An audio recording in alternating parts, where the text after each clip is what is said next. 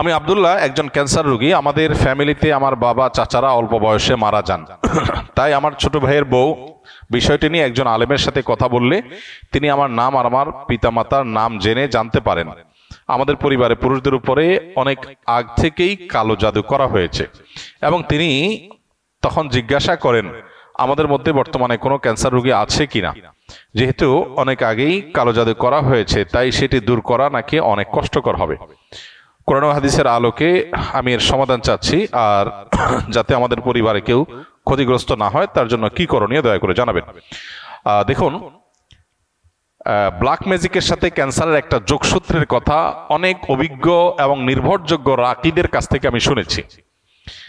তারা তাদের অভিজ্ঞতার কথা বলেছে যে ক্যান্সারের মতো দুরারোগ্য ব্যাধি এর সাথে ব্ল্যাক ম্যাজিকের কানেকশন অনেক বেশি। কিন্তু এখানে যেটা বলা হলো যে কোনো ব্যক্তির নাম পিতার নাম জেনে ওই বংশের সবার ডায়াগনোসিস করা হচ্ছে, অনেক নির্ভরযোগ্য রাকিদের মতে এটা সঠিক নয়, এবং এই পদ্ধতিটা মূলত রুকিয়া শরঈয়া বা শরিয়া সম্মত যে রুকিয়া তার মধ্যে এই পদ্ধতিটা পড়ে না। রুকিয়া শরঈয়ার সবচাইতে সহজ এবং স্বাভাবিক পন্থা হলো ডায়াগনোসিসের, যে কোরআনে কারিমের তেলাওয়াত, রুকিয়ার আয়াতগুলোর তেলাওয়াত এবং এ জাতীয় বিষয়গুলো যখন করা হয় তখন রোগী তার মধ্যে একটা অবস্থার পরিবর্তন হয়, অস্থিরতা আর না হলে প্রশান্ত অনুভব করা, এগুলো দেখে মোটামুটি রাকিরা নিরূপণ করেন যে সে এফেক্টেড কিনা। আরো নানাবিধ উপায় আছে, এটা তার মধ্যে একটা। তো এই যে নাম বাপের নাম জেনে পুরা গোষ্ঠীর ডায়াগনোসিস করা, দূর থেকে শুধুমাত্র এই নাম দিয়ে ডায়াগনোসিস করা, এটাকে রুকিয়া শরঈয়ার সাথে জড়িত রাকিরা সঠিক বলেন না। এটা হলো একটা কথা। দ্বিতীয় কথা হলো যে আমরা আত্মরক্ষা কিভাবে করতে পারবো। আসুন্নাহ ফাউন্ডেশন থেকে ইনশাআল্লাহ আগামী সপ্তাহের মধ্যে আশা করছি আমরা একটা লিফলেট আমরা প্রকাশ করব, যেটা আসুন্নাহ ফাউন্ডেশন অফিস থেকে সংগ্রহ করা যাবে বা অনলাইন থেকে আমাদের ওয়েবসাইটগুলো থেকে ডাউনলোড করে নামিয়ে নেওয়া যাবে। কেউ চাইলে ফ্রি সংগ্রহ করে বিতরণও করতে পারবে ইনশাআল্লাহ।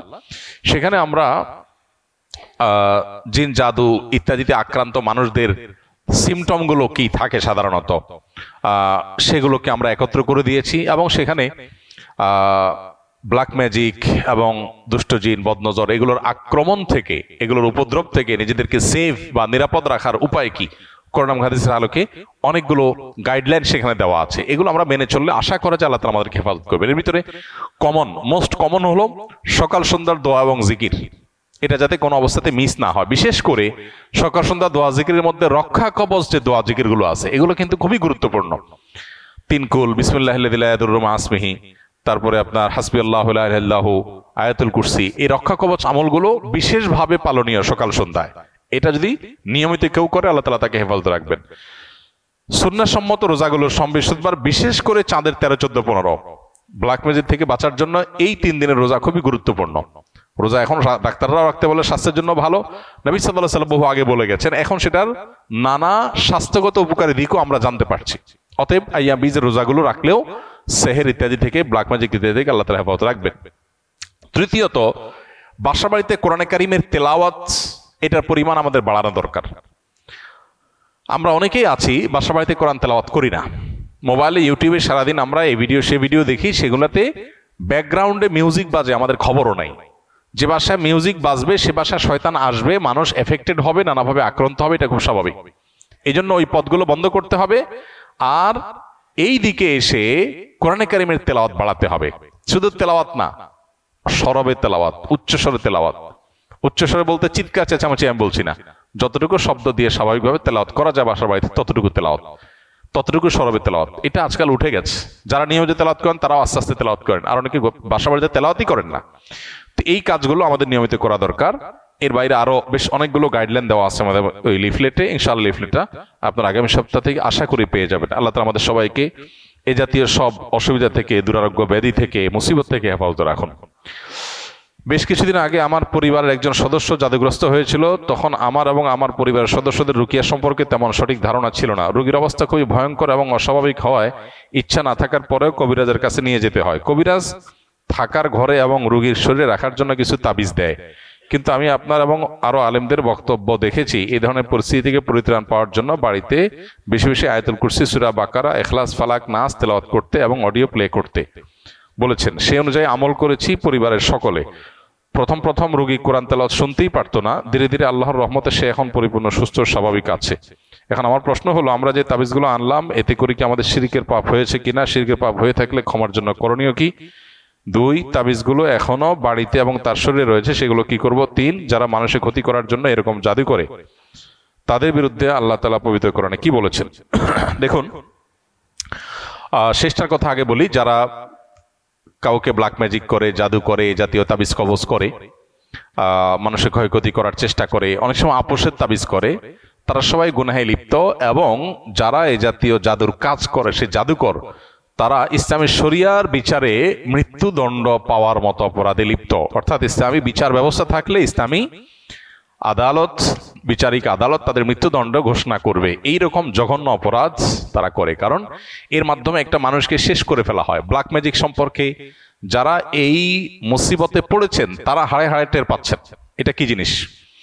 নবী সাল্লাল্লাহু আলাইহি ওয়াসাল্লাম পরিষ্কারভাবে বলেছেন, এইটা ওটকে হাড়ি পর্যন্ত আর মানুষকে কবর পর্যন্ত পৌঁছায় দেয়। ব্ল্যাক ম্যাজিক বা কালো জাদু, এটার ফলে ওটের মধ্যে যদি বদনজর লাগে অথবা ব্ল্যাক ম্যাজিক লাগে, এই বদনজর, ব্ল্যাক ম্যাজিক এগুলো ওটকে অসুস্থ করতে করতে একটা সময় এমন পর্যায়ে নিয়ে যায় যে জবে করে তাকে খেয়ে ফেলতে হয়, হাড়ি পর্যন্ত চলে যায়, বাঁচার অবস্থা থাকে না। তার মালিক তাকে রুগ্ন হওয়ার কারণে একটা পর্যায়ে এসে মরণাপন্ন হয়ে গেলে তাকে জবে করে খেয়ে ফেলতে হয়। আর মানুষ বদনজর এবং সেহের এগুলোর কারণে অসুস্থ হতে হতে হতে একসময় কবর পর্যন্ত চলে যায়। তো এই জন্য যারা এই কাজগুলো করে তারা শুধু কবিরা গুনাহে লিপ্ত তা নয়, বরং মানুষ হত্যার যে অপরাধ ক্ষেত্র বিশেষে তারা সে অপরাধে অপরাধী, এবং তার চাইতে আরো জঘন্য। শুধু মানুষ হত্যাই করছে না, একই সঙ্গে শিরকেও তারা লিপ্ত, কারণ এখানে শয়তানের সাহায্য নেওয়া হয়, বিশেষ করে ব্ল্যাক ম্যাজিকের ক্ষেত্রে। কেউ যদি আগে থেকে এরকম তাবিজ কবজ নিয়ে থাকে, বিশেষ করে তাবিজ কবজের মধ্যে ফেরাউন, নমরুদ, হামান, অমুক তমুক লেখা থাকে এবং অনেক সাংকেতিক বিষয় আসলে লেখা থাকে, তাদের উচিত তওবা করা। প্রথমত, নবী করিম সাল্লাল্লাহু আলাইহি ওয়াসাল্লামের যে চিকিৎসা পদ্ধতি, এর মধ্যে তাবিজ দেওয়া নেওয়া ছিল না। তিনি কখনো তাবিজ কাউকে দেননি, নিজে ব্যবহার করেননি। তিনি কি করেছেন? ঝাড়ফুঁক করেছেন, কোরআনে কারিমে আয়াত পড়ে ফু দিয়েছেন, অন্যকে দিয়েছেন। এটা হলো সুন্নাহসম্মত ট্রিটমেন্ট। অতএব আপনার আগের যেগুলো আছে তাবিজ, সেগুলোকে আপনি নষ্ট করে ফেলবেন, ডেস্ট্রয় করে ফেলবেন ইনশাআল্লাহ। আর ইতিপূর্বে যে করা ভুল, কবিরাজের কাছে আপনি গিয়েছেন, ভুল ভাল কাজ করেছেন, সেজন্য আল্লাহর কাছে তওবা করবেন, সংকল্প করবেন ইনশাআল্লাহ। আশা করি যে আল্লাহ তাআলা আপনাকে মাফ করবেন। আর এখানে আপনার বক্তব্য থেকে বোঝা গেল যে যারা সেহের সম্পর্কে ধারণা রাখে না, তারা যদি সত্যানুসন্ধানের দৃষ্টিতে খোঁজার চেষ্টা করে তাহলে তারা পথ পেয়ে যাবে। কোরআনে কারিমের তেলাওয়াত করা হলে কিভাবে একজন ব্ল্যাক ম্যাজিকের রোগী ধীরে ধীরে সুস্থ হয়ে ওঠে এবং অস্বাভাবিক পরিবর্তন তার মধ্যে আসে, এটা কোরআনের একটা মুজিজা, অলৌকিকত্ব। মাশাআল্লাহ, এই অলৌকিকত্ব কেউ দেখতে চাইলে তিনি ব্ল্যাক ম্যাজিকের রোগীর উপরে কোরআনের প্রভাব দেখতে পারেন। মসজিদে না গিয়ে ঘরে 5 ওয়াক্ত নামাজ নিয়মিত পড়লে কি কাফের হয়ে যেতে হবে? বিস্তারিত জানতে চাই। যদি কেউ নামাজ নিয়মিত পড়েন তিনি কাফের হবেন না ইনশাআল্লাহ। নামাজ তরক করার কারণে যে সমস্ত উলামা কিরাম কাফের হওয়ার কথা বলেন তাদের মতেও কাফের হবেন না। তবে হ্যাঁ, নিয়মিত যদি জামাত তরক করে সেটা ভয়াবহ, সেটা ওয়াজিব তরক করার মতো বিষয়। এবং ওই যে মুসলিমদের জামাতের সাথে থাকা, এজন্য মূল জামাতের সাথে অংশগ্রহণ করে নামাজ পড়তে হবে। এমনকি মসজিদে ইমাম সাহেব বা মসজিদের লোকজন যদি কিছুটা বেদাতে খারিজ নাও হয়, বিকল্প পথ না থাকলেও জামাতের সাথেই মসজিদে হাজির হয়ে জামাতে নামাজ পড়া উচিত। হাজ্জাজ ইবনে ইউসুফ জালেম ছিল, তারপরও তার সাথে কিন্তু সাহাবা ইকরাম তার পিছনে নামাজ পড়েছেন। ওয়াহাবি ও সুন্নির মধ্যে পার্থক্য কি? এটা তো কমন একটা বিষয় আমাদের দেশে।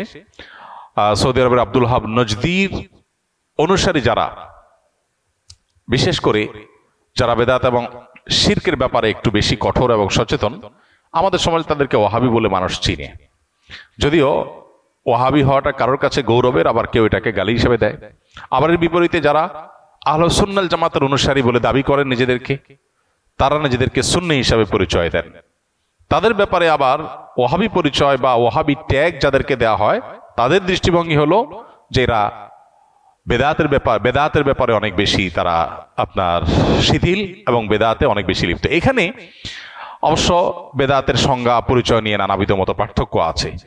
এটা এমন একটা বিষয় যে এগুলো চাইলেই আমরা এই বাউন্ডারিগুলো দূর করে ফেলবো, এই ওয়ালগুলো দূর করে, দূরত্বগুলো দূর করে সব একাকার করে ফেলবো সম্ভব না। তবে হ্যাঁ, কোন মুসলমানের মধ্যেই মৌলিক কিছু বিষয় আছে যেগুলোতে কোনো পার্থক্য বা ভিন্নমত থাকার সুযোগ নাই। এর ভিতরে একটা হলো আমরা কিতাবুল্লাহ এবং সুন্নাত রাসূলুল্লাহর অনুসরণ করব, এর মধ্যেই নাজাত, এটাই হলো সেফ এবং নিরাপদ পথ। অতএব আমরা যত বেশি সুন্নাহর কাছাকাছি থাকবো বা সুন্নাহর উপরে থাকবো তত বেশি আমরা নিরাপদ থাকবো ইনশাআল্লাহ। কিয়ামতের আগে বহুবিধ দল এবং ফেরকা তৈরি হবে। নবী সাল্লাল্লাহু আলাইহি ওয়াসাল্লাম বলেছেন, কুল্লুহুম ফিন্নার ইল্লা মিল্লাতুন ওয়াহিদা, এর মধ্যে একটা ফেরকা নাজাত প্রাপ্ত হবে। তারা কারা?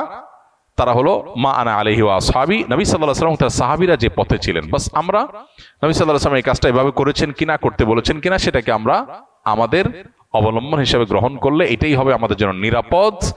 ট্যাগ, নাম যাই দেয়া হোক না কেন, অতএব সেটা হলো আমাদের কাছে মুখ্য এবং মূল বিষয়।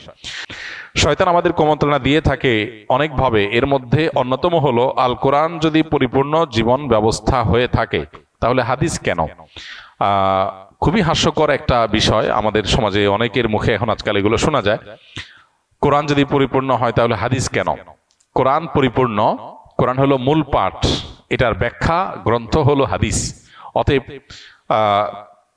কোরআন পরিপূর্ণ হওয়ার সাথে হাদিসের প্রামাণ্যতার কোনো সংঘর্ষ নাই, কন্ট্রাডিকশন নাই, দুইটাই প্যারালালি চলে। কারণ হলো কোরআনের ব্যাখ্যার জন্যই আল্লাহ তাআলা রাসূলকে পাঠিয়েছেন। এখন যদি কেউ বলেন কোরআন তো পরিপূর্ণ, তাহলে আল্লাহ রাসূল পাঠালেন কেন? কোরআন জিবরিল দিয়ে পাঠিয়ে দিলেই তো হলো।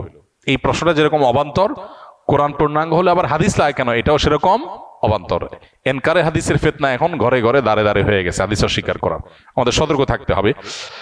এরপরে প্রশ্ন হলো, অনেক সময় মনে হয় ইসলাম কেন সত্য ধর্ম, অন্য ধর্ম কেন মিথ্যা? এ ধরনের চিন্তা আসলে কি করব? দেখেন, আমরা যখন চাষাবাদ করি শুধু ফসল হয় না, ফসলের সাথে আগাছাও হয়। এখন কেউ যদি বলে, ভাই আগাছা কেন আমরা রাখবো, পরিষ্কার করব, ক্ষেত কেন আমরা রাখবো? দেখতে তো দুইটা একই রকম, কি বলেন? ধান খেতে ধান গাছ আর আগাছা দেখতে একই রকম লাগে না? এখন কেউ যদি বলে, ভাই ধান গাছগুলোকে যত্ন করে রাখেন, আগাছাগুলো কেটে রাখেন, কেন? দেখতে তো একই রকম। এই জন্য পৃথিবীতে প্রচলিত যত ধর্ম আছে দেখতে মনে হয় সব ধর্ম একরকম, আসলে একটা হলো মূল গাছ, মূল গাছের মধ্যে বহু আগাছা সৃষ্টি হয়েছে। যেই ধর্মের সূত্র আসমানের সাথে, আল্লাহর সাথে, ওহির সাথে, নবী রাসূলদের সাথে, সেগুলোকে বলা হয় আসমানি ধর্ম। এগুলো যুগে যুগে সব একই সূত্রে গাথা। এগুলোরই সর্বশেষ ধারা হলো মুহাম্মদ সাল্লাল্লাহু আলাইহি ওয়াসাল্লামের ধর্ম। এরপর আর কোনোটা আসবে না, এরপর কিয়ামত হয়ে যাবে। এই ধারার যে কোনো ধারার অনুসারী হলেই তিনি নাজাত প্রাপ্ত। এর বাইরে মানুষের সৃষ্ট আরো বহু ধর্ম পৃথিবীতে তৈরি হয়েছে, এগুলো কোনোটাই সঠিক নয়। এখন আমরা ওই যে আগাছা এবং মূল ফসল সম্পর্কে ধারণা না থাকার কারণে আমাদের কাছে দেখে এক মনে হয়, যে ধান গাছ আর আগাছার পার্থক্য জানে না তার কাছে সবাই এক মনে হয়, কিন্তু যে পার্থক্য জানে তার কাছে এক মনে হবে না। একটা হবে মূল গাছ, আর হলো আগাছা সৃষ্টি হয়েছে। আসমানি ধর্ম এটার ধারা শুরু হয়েছে কখন? আদম আলাইহিস সালাম থেকে শুরু করে নূহ আলাইহিস সালামের সময় এটার দ্বিতীয় ধাপ শুরু হয়েছে। এই যে হাজার হাজার বছর যাবত চলে আসছে, এরপরে এসে বহু মানব রচিত ধর্ম পৃথিবীতে শুরু হয়েছে। অতএব এগুলোর ভিতরে কোনটা আল্লাহর মনোনীত আর কোনটা আল্লাহর মনোনীত না, এটা বোঝাটা হলো গুরুত্বপূর্ণ। আল্লাহ কোরআনে বলেছেন, না দীন ইনদাল্লাহিল ইসলাম, আল্লাহর কাছে একমাত্র মনোনীত দিন হলো ইসলাম। ওয়া মান ইয়াবতাগি গায়রাল ইসলামি দীনান ফালান ইয়াকবালা মিনহু, আল্লাহ বলেছেন যে ব্যক্তি ইসলাম ছাড়া অন্য কিছু আল্লাহর কাছে ধর্ম হিসেবে নিয়ে আসবে, অ্যাকসেপ্টেড হবে না। এজন্য আমাদের ইসলাম সম্পর্কে জানতে হবে এবং মানব রচিত দিন বা ধর্মগুলো সম্পর্কে আমাদের জানতে হবে, তাহলে ইনশাআল্লাহ ধোঁয়াশা দূর হবে। এরপরে প্রশ্ন হলো, একজন জেনারেল পড়ুয়া হেদায়েত পেয়ে ইসলামে এসেছে, মেয়ে মানুষ তাই পরিবার মেধাবী হওয়ার সত্ত্বেও পড়াশোনায় সাপোর্ট করেনি, বাদ দিতে হয়েছে। তার ভাষ্যমতে 2 লাইনে তার অবস্থা বর্ণনা করা সম্ভব না। সমস্যার একমাত্র সমাধান বিয়ে। পরিবার ও আত্মীয় স্বজন শুধু নামে মুসলিম হওয়ায় দিনদার ছেলে খুঁজে বিয়ে দিবে না, অথচ তার ইচ্ছা দিনদার বাস্তবধর্মী ভালো আলেম মুফতি বা ছাত্র পরে হওয়ার সম্ভাবনা আছে এমন ছেলের সাথে বিয়ে করা, যার থেকে সে জীবন বিধান ইসলাম সম্পর্কে শিখতে পারবে। মেয়ে মানুষ নিজে পাত্র খোঁজা সম্ভব না, আপনি খুব ব্যস্ত মানুষ, তাও আপনাদের নলেজে এমন কোনো ছেলে থাকলে তো এই কাগজ দিয়ে কি ছেলে খোঁজা সম্ভব? এটার জন্য তো যোগাযোগ করতে হবে অফিসে।